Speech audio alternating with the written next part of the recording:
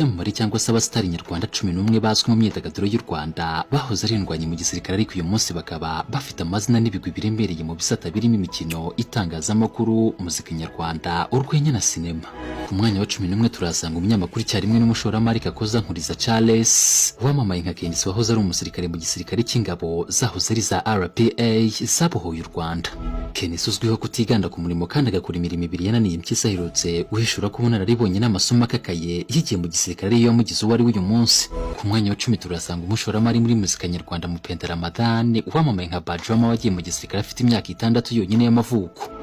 Bajama mubona hano yatanzwe yabaye n'umusirikare bunzanye imikino yahita nsohora. Ku mwanya wa 9 turasanga umuhanzi mu muziki wo kuramya no guhimbaza Imana Richard Nick Ngendahayo, nawe wabaye umusirikare mu nkotanyi zabohoye igihugu. Mwanya wa 8 turasanga umushoramari rutwitse imbuga nkoranyambaga icyarimwe n'inshuti y'abariyo Sadati Munyakazi winjiye mu gisirikare cy'inkotanyi afite imyaka 13 y'amavuko. Sadati Munyakazi wari ukuwe n'inkotanyi ari kumwe na murumuna we, aho bari barahungiye mu Ruhango ku itariki 28 Gicurasi 1994. Akimara kurokoka yahisemo kugumana n'inkotanyi zari ziri kurwana urugamba rwo kubohora igihugu. Ngo icyo gihe Sadati yabwiye inkotanyi zari zimaze kumurokora ko ashaka kubana nazo, ndetse nyuma we n'abandi bahisemo kwifatanya n'inkotanyi bajyanywe mu myitozo ya gisirikare Gako mu Bugesera. Ku mwanya wa 7 turasanga umukinnyi wa filimi Gakwaya Celestin wamamaye nka Nkaka wasiziye mu gisirikare kubera umuhamagaro we wo gukina film.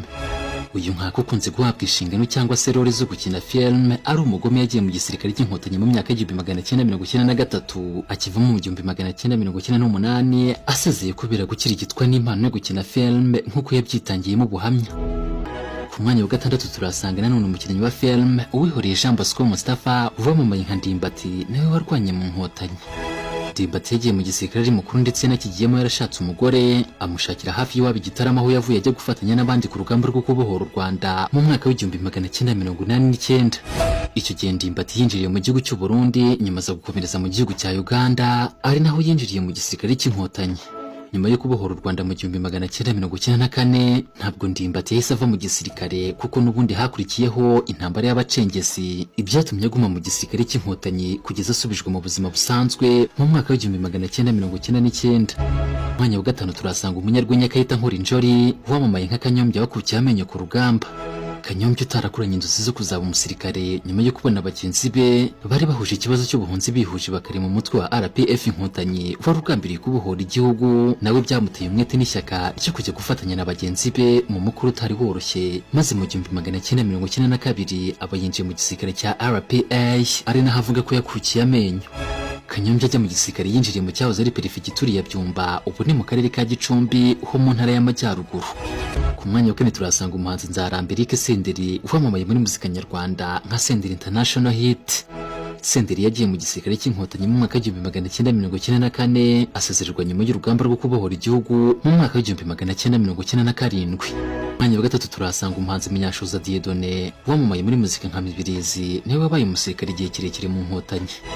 Uyu muhanzi wamamaye ku izina rya Mibirizi yinjiye mu ngabo z'u Rwanda zahoze ari za RPA ku myaka 17 y'amavuko muri Gicurasi 1993, akaba yarinjiye ahitwa muri komine Butaro, ubu ni mu karere ka Burera mu birometero bike uvuye ku mupaka wa Uganda. Mu mwanya wa 2 turasanga umuhanzi Sergeant Major Robert Kabera wamamaye nka Sergeant Robert.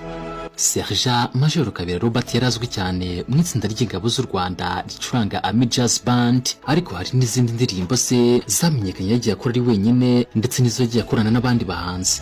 Mu kwezi ko Gushyingo 2020, nyuma yo gukekwaho icyaha cyo gusambanya umwana we w'imyaka 15 y'amavuko, Sergeant Robert yataye akazi ke ka gisirikare ahungira igihugu muri Uganda anyuze mu karere ka Nyagatare. Mu mwanya wa 2 turasanga umuhanzi Lieutenant Colonel Simon Kabera, na n'ubu kibarizwa mu ngabo z'u Rwanda RDF. Guhera mu 1991 kugeza ubu, Lieutenant Colonel Kabera aracyari umusirikare ubifatanya no gukora umuziki wo kuramya no guhimbaza Imana, ndetse namamaye mu ndirimbo nka Fashinanga, Munsi Yawo n'izindi nyinshi zitandukanye. Lieutenant Colonel Kabera yagizwe umuvugizi wungirijwe wa RDF, gusa mbere yaho yari yarabanje gukora mu nzego zitandukanye mu gisirikare cy'u Rwanda, harimo nko kuba yarabaye mu nama y'ubutegetsi y'ibitaro bya gisirikare guhera muri 2019. Mbere yaho nanone yari yagiye mu butumwa bw'amahoro muri Sudani y'Epfo, akaba yari n'umuyobozi wungirije ushinzwe itangazamakuru ndetse nakoze igihe kirekire mu bijyanye n'itumanaho mu gisirikare cyo. Akabagaragira urukundo. By the way, hari ibintu bibiri nshaka kugira ngo abantu bumve. aho nsubiza utabibasiriye kujya kuvanga urukundo ngo cyangwa ibiki, urukundo ni iki ubundi?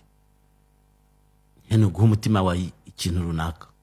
Buriya uko uzagenda ukura uzagenda umenya byinshi. Inde wowe ubuse nsigaje gukura nkangana nte? uhenda ukayingayinga papa wawe, hari byinshi uzamenya.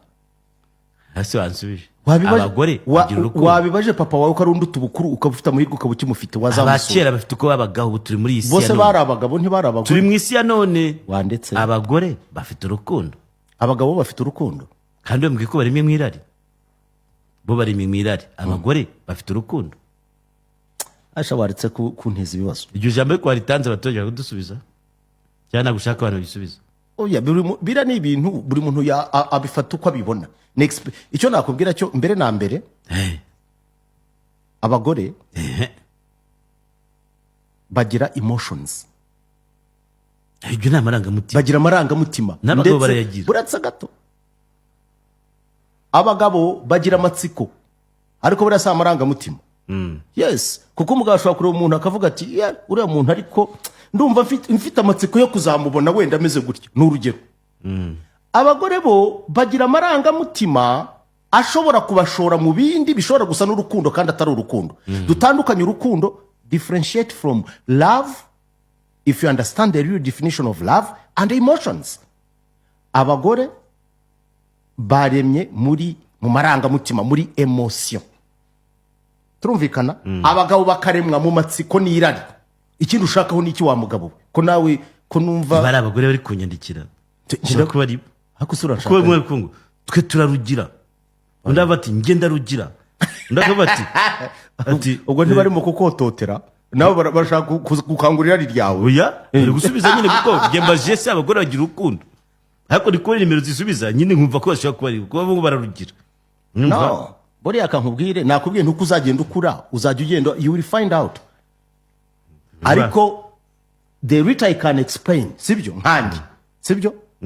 Urabizi ko nigeze kwigisha abantu ndi mu bambere batangije ibiganiro by'inkundo. Munakuvuga ngo icyo kibazo nanjye ndagifite. Ariko igisubizo muhaye yacyumvise. Anci nyuma n'umuturanyi pe kandi birankomereye. None ari gukomeza ndababaye cyane, mfite n'agahinda. Kenisi ntabwo azi neza ibyo ari kuvuga hangaha. Cyo ndi kuvuga nikize. Kandi nabwiye ko umugabo w'ikigo cye gusambana ku muturanyi. Ubwo iki ni ikigo kimusambanyiriza umugore. Kabisa uwo muntu ahubwo ni nikihebe. Kwa kubivuga hano bose ngo afite n'agahinda kenshi. Nyene ngerageje kubisoma nishe mwanya we. Mwabagabo mwe reka mbagira inama. Hari ibirara byinshi n'ibihararumbo bimeze nk'amwe. Muzajye mujyayo. Muve ku bagore b'abagabo. Kuko ibyo mukina nabyo ni nko gukina n'urupfu. Baracyansubiza ngo turarugira cyane, urukundo turarugira, abagabo nta rukundo bagira namba. Nasobanuye ko abagore baremye mu marangamutima. They are emotional. Ibintu byabo byose ni bari emotionnel. Sometimes they react emotionally, ugatekereza ko ari urukundo. Abagore bakunda ibintu bibiri, sibyo? Cyangwa bitatu, ariko reka mvuge bibiri. Ibisigaye nawe ugenda ukorera isaki. Icyambere, abagore bakunda security. Bakunda kuba bumva ko bari secured, sibyo? Icyakabiri ibindi bikaza kuba emotions. Ni gute witwaye wambwe, ni nayo mpamvu uzasanga aba basore mukunda kwita aba bad boy ari busanga bafite abakobwa baba miss. Mbaza uti how? Kubera bafite umwanya, both for them they want, bafite umwanya wo kwirirwa baririmba, oh baby mu gitondo shushu sasita urumva sheri urumwuka mpumeka. Ibyo bintu byo kukubeshya byo gukina na emotions wowe ukabyinterpreting as love, ariko ntago rimwe na rimwe ibyo ntago bibaho. Icyakabiri rero ibyo byitwa kumva kuri secured bivaho ngaho. Umugore arashaka time and he needs security. Security means money. Niyo mpamvu rero nuza kubisobanukirwa n'abagore bisobanukiwe bazabimenya. Niyo mpamvu usanga umugore uri serieze bamwita ngo uri n'umugabo kubera ibintu abera bisobanukiwe. Ngo uragira ngo mve biva mu bantu. Komeza nyine ukomeze winyure. Umuntu aragira ati bonjour, ibyo ni byagiye hanze. Ngewe nzi urugo Kimironko. Ariko se urugo rw'abandi urushaka hiki? Ingero nyine ngo nzi urugo Kimironko. Umugore yabonaga